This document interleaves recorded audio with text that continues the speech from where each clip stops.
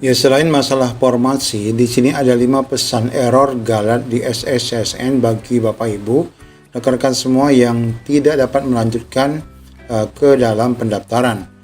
Bagaimana sih solusi terhadap 5 pesan galat ini agar Bapak Ibu bisa melanjutkan?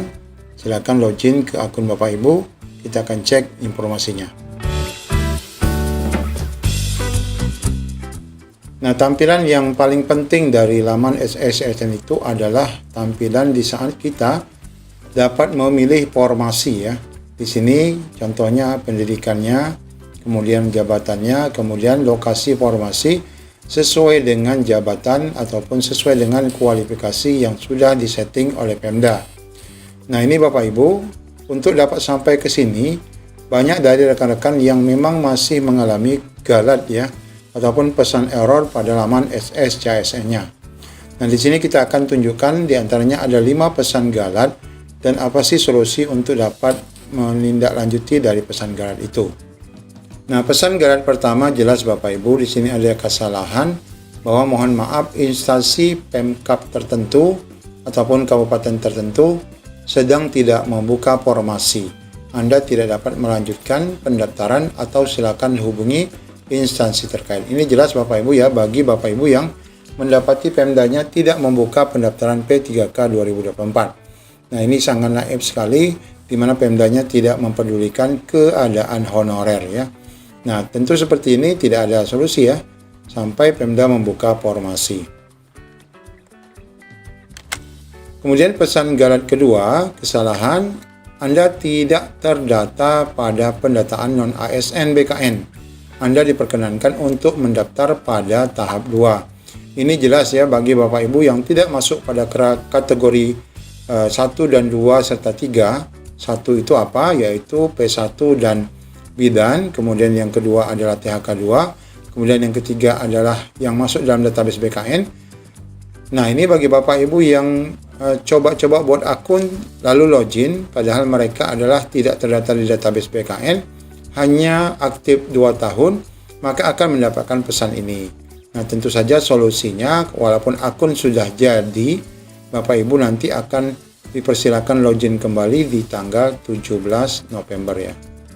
Lihat pesannya jelas bahwa tidak terdata di database BKN. Nah, kemudian galat selanjutnya atau pesan kesalahan berikutnya adalah Anda tidak termasuk dalam kategori pelamar yang dapat mendaftar. Jika Anda merupakan ex-THK2, silakan masukkan nomor peserta THK2 untuk mengubah status menjadi kategori THK2. Untuk keterangan lebih lanjut, silakan menghubungi Helpdesk Kemdikbud. Ini bagi tenaga guru ya. Artinya tenaga guru yang mencoba juga mendaftar di saat mereka bukan P1, bukan juga THK2, mencoba mendaftar. Tapi bisa jadi Bapak Ibu jika THK2, silakan sebutkan nomor THK2-nya agar nanti kategori Bapak Ibu akan dirubah oleh sistem. Untuk konsultasi silakan kontak ke Helpdesk Kemdikbud. Ini galat ketiga.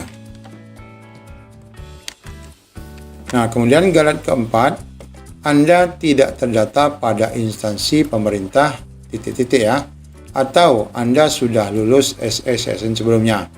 Jadi kan kita tidak boleh mendaftar pada instansi orang lain ya. Kalau kita memilih instansi orang lain, maka kita dianggap tidak terdata pada instansi itu. Dan ini juga bersumber dari pendataan non-ASN yang dilakukan oleh Pemda tertentu. Nah, jika Anda merasa telah didata pada pendataan non-ASN 2022 dan tidak pernah lulus seleksi, jadi kemungkinannya Bapak Ibu tidak didata atau sudah lulus. Tapi jika memang sudah didata dan dinyatakan tidak lulus, maka silakan memilih pada instansi tempat Anda terdata. Untuk pelamar yang tidak terdata, Anda diperkenankan untuk mendaftar pada tahap kedua. Nah, ini galat yang keempat ya. Kemudian galat yang kelima ini bagi P3K guru, di mana Bapak Ibu dinyatakan tidak ditemukan datanya di Kemdikbud ya. Jika Anda adalah guru, silakan hubungi ULT Kemdikbud. Ya, jika PPG, silakan hubungi database PPG. Nah, Bapak Ibu, untuk guru ini masih ada solusi ya. Di antaranya mereka akan disodorkan data info GTK-nya ya untuk dilakukan perbaikan ataupun perpal ya kembali oleh info GTK dalam jangka waktu sekitar 3 kali 24 jam. Jadi masih ada waktu untuk Bapak Ibu memperbaharui kesalahan-kesalahan jika memang di info GTK-nya ada yang tidak beres. Nah, ini tentu saja pesan seperti ini akan mengganggu sehingga Bapak Ibu tidak dapat melanjutkan pada pendaftaran P3K 2024 khususnya yang gelombang 1. Tapi dari pesan-pesan yang disampaikan tadi jelas ya. Di sini ini jelas ini tidak bisa. Kemudian kalau ini jelas Bapak Ibu nanti ikut di tahap 2 di tanggal 17. Kalau seperti ini kita masih memungkinkan jika memang kita adalah pelamar yang sebenarnya terdata di THK 2 ya. Nah, kemudian yang ini kita masih memungkinkan jika sebenarnya kita pernah pendataan atau kita tidak pernah lulus. Nah, ini dinyatakan lulus, ini masih memungkinkan. Kemudian ini juga masih menunggu propagasi penyesuaian data info GTK karena waktu yang diberikan kepada kita ini masih cukup panjang ya. Sekarang adalah tanggal 5 ya, tanggal 5 Oktober 2024 baru 5 hari. Nah, di sini nanti akan masih sampai tanggal 20. Jadi masih ada sekitar 15 hari lagi Bapak Ibu masih bisa untuk mencoba login dan mendapati perbaikan-perbaikan di dalam sistem SSSN.